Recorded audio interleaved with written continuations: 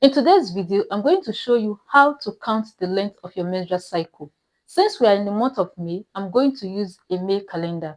You can get a paper and pen and count alongside me. To count the length of your menstrual cycle, you start counting from the first day of bleeding to the last day before your next period starts.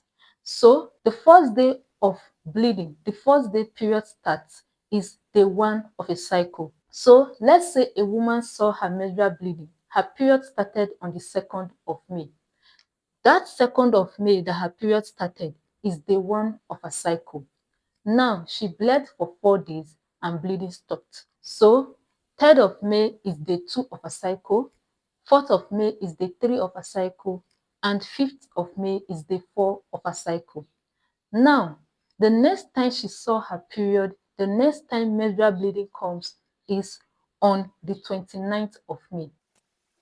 That 29th of May becomes day 1 of her next cycle.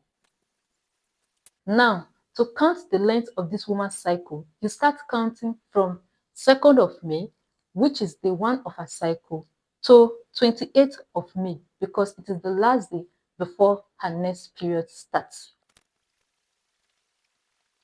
So after numbering the calendar from 2nd of May, which is day 1 of her cycle, to 28th of May, which is the last day before the next period starts, we get 27.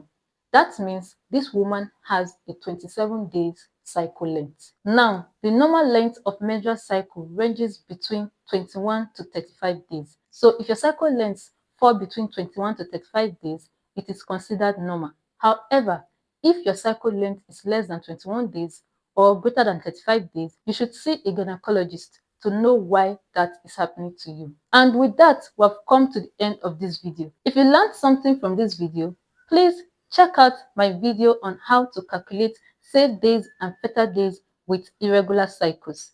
I will see you in that video. Until then, stay healthy and be kind to yourself.